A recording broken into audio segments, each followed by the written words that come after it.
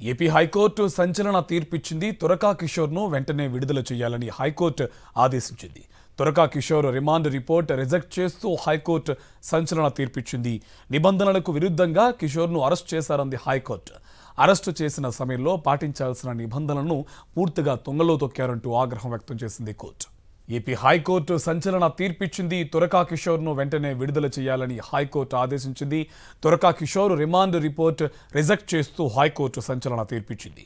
నిబంధనలకు విరుద్ధంగా కిషోర్ను arrest చేశారంది high court. Arrest చేసిన సమయంలో పాటించాల్సిన నిబంధనలను పూర్తిగా తుంగలో తొక్కారని ఆగ్రహం వ్యక్తం చేసింది కోర్టు.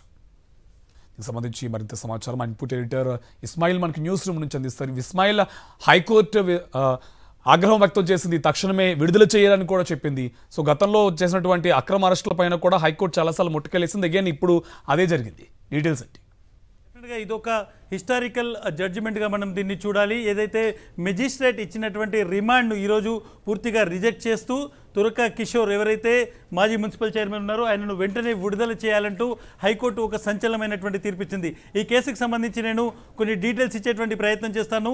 ఈ గత నెల 30వ తేదీన తురకా కిషోర్ ఎవరైతే ఉన్నారో ఆయన గుంటూరు జైలు నుంచి విడుదలయ్యారు. విడుదలవుతున్నటువంటి సమయంలో వెంటనే అక్కడికి వచ్చినటువంటి రెంటచింతల పోలీసులు ఆయనను అదుపులోకి తీసుకున్నారు. దాదాపు ఉదయం 11:30 గంటల సమయంలో. ఇది నేను జూలై 30వ తేదీన జరుగుతున్నటువంటి సంఘటన చెప్తున్నాను.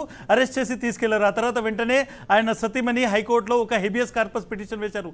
నా భర్త ఎక్కడ ఉన్నారో తెలియట్లేదు, ఆయనను వెంటనే ప్రొడ్యూస్ చేయాలని ఒక హెబియస్ కార్పస్ పిటిషన్ వేశారు. దాని మీద విచారణ చేపట్టింది హైకోర్టు. విచారణ చేపట్టిన తర్వాత వెంటనే పల్నాడు జిల్లా పోలీసులు వచ్చేసి మేము తురకా కిషోర్ను అరెస్ట్ చేశాము అని ఒక అరెస్టుకి సంబంధించినటువంటి రిమాండ్ కాపీ ఇవ్వడం జరిగింది. ఇది 4వ తేదీన ఒక రిమాండ్ కాపీ అనేటువంటిది హైకోర్టుకు ప్రొడ్యూస్ చేసింది. అయితే ఆ రిమాండ్ కాపీ చూసినటువంటి హైకోర్టు న్యాయమూర్తులు పూర్తిగా తీవ్ర ఆందోళనకు గురయ్యారు. ఇటువంటి రిమాండ్ కాపీ ఏంటిది అనేటువంటిది పూర్తిగా చూడడం జరిగింది. ముఖ్యంగా ఈ అరెస్ట్ చేసేటువంటి సమయంలో తనకు ఎటువంటి ఒక ఇన్ఫర్మేషన్ ఇవ్వలేదు అనేటువంటిది తురకా కిషోర్ తరపు న్యాయవాది తురకా కిషోర్ చెప్పడం జరిగింది. పోలీస్ స్టేషన్ వెళ్ళిన తర్వాత కూడా అరెస్టు కారణాలు చూపెట్టలేదు. కానీ బిఎన్ఎస్, సిఆర్పిసి, అదేవిధంగా మనం సుప్రీంకోర్టు గైడ్లైన్స్ చూసుకుంటే ఒక వ్యక్తిని అరెస్ట్ చేసేటువంటి సమయంలో మిమ్మల్ని ఏ కేసు కింద అరెస్ట్ చేస్తున్నారు, ఎందుకు అరెస్ట్ చేస్తున్నారు అనేటువంటి ఇన్ఫర్మేషన్ చాలా కేటగిరికల్గా ఇవ్వాల్సి ఉంటుంది. కానీ అదేమీ చెప్పకుండా ఒక విధంగా ప్రైవేటు వ్యక్తులు కిడ్నాప్ చేసినట్టుగా ఈ అరెస్ట్ జరిగింది అనేటువంటి అభిప్రాయం కూడా ఈరోజు వ్యక్తమైంది. ఆ తర్వాత మొత్తం ఇన్ఫర్మేషన్ అనేటువంటిది హైకోర్టు తెప్పించింది. పల్నాడు జిల్లా ఎస్పీకి 4వ తేదీన ఒక నోటీస్ ఇవ్వడం జరిగింది హైకోర్టు. మీరు ఈ కేసుకి సంబంధించి తురకా కిషోర్ పైన ఎన్ని కేసులు పెట్టారు, ఎందుకంటే ఆయన ఎప్పుడు జైలు నుంచి విడుదలైనా ఆయన పైన కేసులు పెట్టడానికి ప్రయత్నిస్తున్నారు, మళ్ళీ ఆయనను అరెస్ట్ చేయడానికి ఈ కేసులు పెడుతున్నారు అని ఆయన సతీమణి పిటిషన్ వేశారు. ఎన్ని కేసులు పెట్టారు అనేటువంటి ఇన్ఫర్మేషన్ అడిగారు. దాదాపు ఆయన అరెస్టుకు సంబంధించి అంతకంటే ముందు దాదాపు 11 కేసులు, ఆ తర్వాత మరొక 7 కేసులు పెట్టారు అనేటువంటి ఇన్ఫర్మేషన్ని పల్నాడు జిల్లా ఎస్పీ ఒక నివేదిక రూపంలో హైకోర్టుకి ఇవ్వడం జరిగింది. సో డెఫినెట్గా తురకా కిషోర్ ఎప్పుడు విడుదలైనా ఆయనను ఇంకొక కేసులో అరెస్ట్ చేసేటువంటి ఒక ప్రయత్నం జరిగింది అనేటువంటిది కూడా దీంతో డీటెయిల్గా అర్థమవుతోంది. చాలా స్పష్టంగా మెజిస్ట్రేట్ ఎవరైతే ఉన్నారో ఆయన అరెస్ట్ సమయంలో ఆయనను రిమాండ్కు పంపుతున్నటువంటి సమయంలో మెజిస్ట్రేట్ కొన్ని ఇన్ఫర్మేషన్ రికార్డ్ చేశారు. ఆ రిమాండ్ రిపోర్ట్లో చాలా స్పష్టంగా అందులో కొన్ని విషయాలు ఉన్నాయి.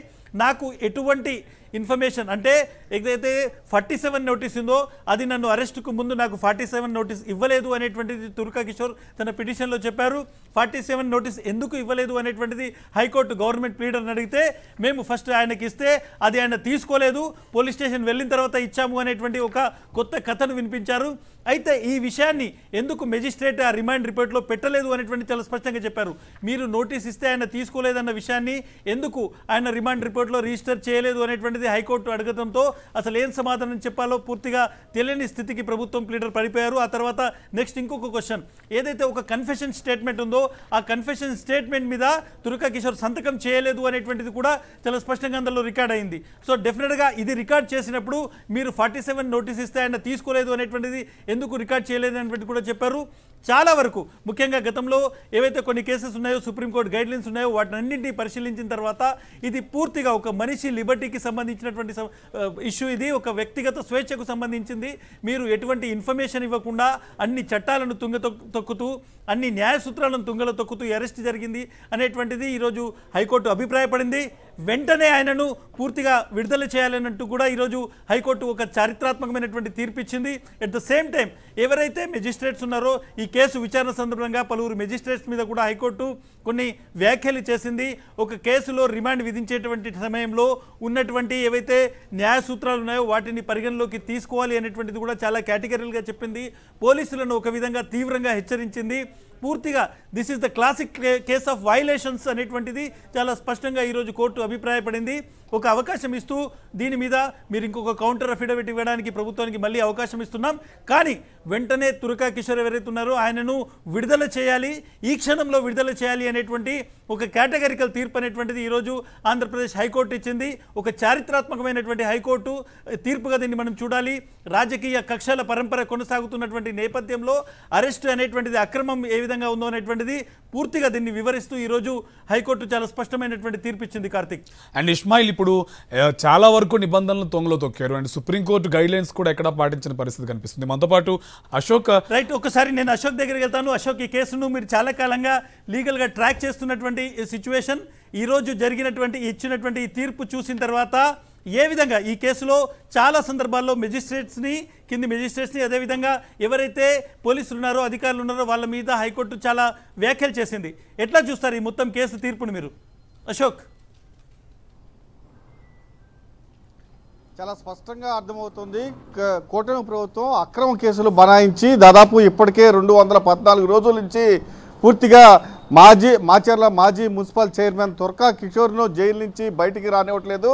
పూర్తిగా అక్రమ కేసులు బనాయించింది. ఒక కేసులో బెయిల్ వస్తుంది అన్న నేపథ్యంలో మరొక కేసును ఫైల్ చేస్తూ పూర్తిగా 214 రోజుల నుంచి జైల్లోనే ఉంచింది. అయితే ఇప్పుడు దాదాపు 2019లో ఒక ఘటన జరిగింది. దానికి సంబంధించి తాజాగా కేసు నమోదు చేస్తారు, వెంటనే పీటీ వారెంట్ వేస్తారు, వెంటనే రిమాండ్ విధిస్తారు. అలానే 3 సంవత్సరాలు, 2 సంవత్సరాలు, 4 సంవత్సరాలు ఇలా ఎప్పుడో జరిగిన ఘటనలకు సంబంధించి ఇప్పుడు కేసులు కట్టడం, ఇప్పుడే వెంటనే పీటీ వారెంట్లు వేయటం, వెంటనే అరెస్టు చూపించడం, రిమాండ్ వేయటం, పూర్తిగా ఈ పరంపర కొనసాగుతూ ఉంది. అయితే గత నెల 30వ తేదీన తురకా కిషోర్ జైలు నుంచి, గుంటూరు జిల్లా జైలు నుంచి విడుదలయ్యారు. అయితే వెంటనే గేటు బయటకు రాగానే రెంటచింతల పోలీసులు వచ్చి ఆయన్ను అరెస్ట్ చేసి తీసుకువెళ్ళడం జరిగింది. ఆ కేసు 2014లో 8వ నెల 4వ తేదీన రెంటచింతల సెంటర్లో ఒక అతని పైన హత్యాయత్నం జరిపాడు తురకా కిషోర్. అందులో భాగంగా ఇతన్ని అరెస్ట్ చేస్తున్నామని చెప్పారు. ఆ కేసు గత నెల 29వ తేదీన కట్టడం, 30వ తేదీన అరెస్ట్ చేయడం చాలా విడ్డూరంగా ఉంది. అయితే దీనిపైన పూర్తిగా న్యాయస్థానం పూర్తిగా విచారణ జరిపింది. అయితే హెబియస్ కార్పస్ పిటిషన్ను తురకా కిషోర్ సతీమణి దాఖలు చేశారు. అయితే పూర్తి స్థాయిలో విచారణ జరిపారు.